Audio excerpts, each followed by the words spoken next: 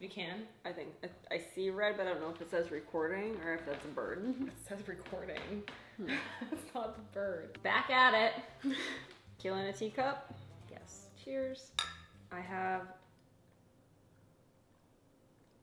This one says, shut the fuck up. Shut the fuck up. It's Jessica's cheesy mug. I love a good cheesy mug. Yeah, you do. Like, yeah, with sayings on it. Or like seasonal What's mugs. your best one? The one that you Um, always drink out of. Believe in yourself with a butterfly. No, so should we tell the Believe in Yourself story really quickly? My mom got me a mug that says Believe in Yourself with a butterfly on it, and I'm just not a butterfly or believe in yourself type of like mantra person. Like I am, but not on a mug. It's super cutesy. I'm not super cutesy, but it's my favorite mug, but I'm gonna explain why. It's because the bottom part of the mug is one texture and it's really grippy, and the top part of the mug is very smooth and it's nice to drink out of. That's what she said. It holds like the perfect quantity of tea. It's not too much, it's not too little.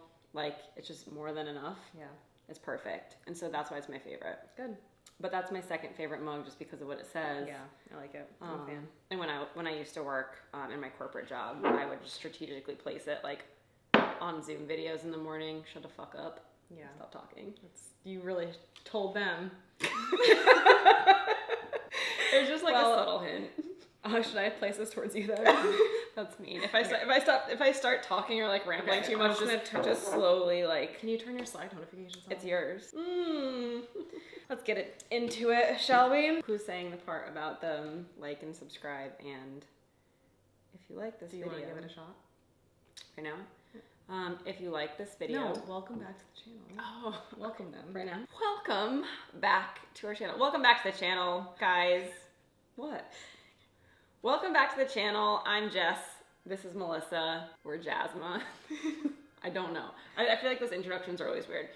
Welcome back to the channel. I'm Melissa. This is Jessica. And today, In this video, we're going to talk about how to calculate your calories for fat loss. I feel like that was a lot of like L in the how to calculator. calculate calories for fat loss. In this video, today we're going to talk about how to calculate your calories for fat loss. But before that, make sure you like, subscribe, and hit the little bell, because that actually, I found out, that notifies you whenever we post a new video, which they drop on Monday. So when you hit the bell, that means that you like subscribe, I think, to the notifications to alert you that we've dropped a new video, so that you can be like the first to see and comment. And if you comment and like it and subscribe, we pick a winner every Monday to give $50 in our free Facebook group. Where do they get the notification? On their phone. Email? Phone?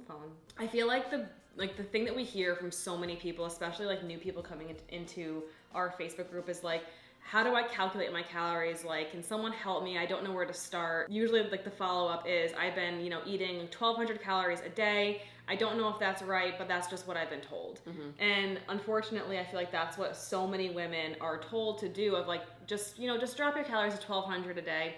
That should be kind of like the baseline to cover all women of any type. Doesn't matter how big you are, your dieting history, like what your goals are, anything else. It's just like, drop your calories to 1,200. That's like the magic number. And I think that always goes back to like the eat less, work out more, like mindset that most people get into, like calories in versus calories out. But we're here to tell you like that's wrong, and we're here to give you a more like suitable formula to use if you want to like accurately calculate your calories for fat loss. So go ahead. The problem with the 1,200 calorie per day diet is it's just way too restrictive. And what happens is you're able to sustain that for a period of time, and then you get to a point where you're kind of like, oh my God, I've been restricting for so long, I'm actually really hungry.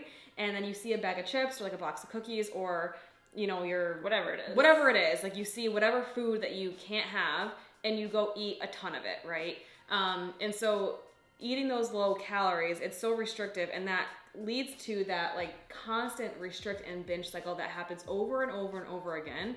And eventually the dieter gets to a point where they're just like, screw it, I can't stick to this, something's wrong with me, so I'm just gonna give up. And then you kind of go off, you're like, I'm not dieting, it's not worth it.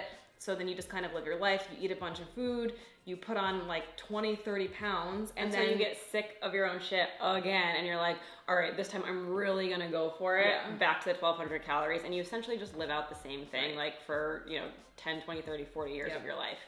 And then you get to a point where you're like, oh my God, I've been dieting for 30, 40 years and I have no results to show for it. And then you start to blame your hormones or your age or things like something that. Something medically must be wrong with me, right. when you just, fingers crossed, 20 years ago, set yourself up for failure right from the start. So what we like to do with our clients is we put them in a moderate calorie deficit. I think it's important to have a moderate calorie deficit because, I mean, at the end of the day, we all want to be able to lose weight on the highest number of calories possible, right? Like if you can lose weight eating 2,300 calories a day, that gives you a lot of room to have different treats that you want, like incorporate a bunch of different foods. It's keeping your metabolism healthy. It's keeping your hormones healthy by having, you know, a higher number of calories. What we don't want to do is, like Melissa said, drop them down to 1,200 calories, then you're digging your body essentially into a hole. So if we can eat, you know, the highest number of calories possible and still lose weight, that's a win-win for everybody. So the calculation that we would suggest that you use is you want to multiply your current body weight by anywhere between 11 to 14. If you are more like on the sedentary side, like you work a desk job, you don't really move a lot, like you don't really exercise, things like that, you'll probably want to do body weight times 11.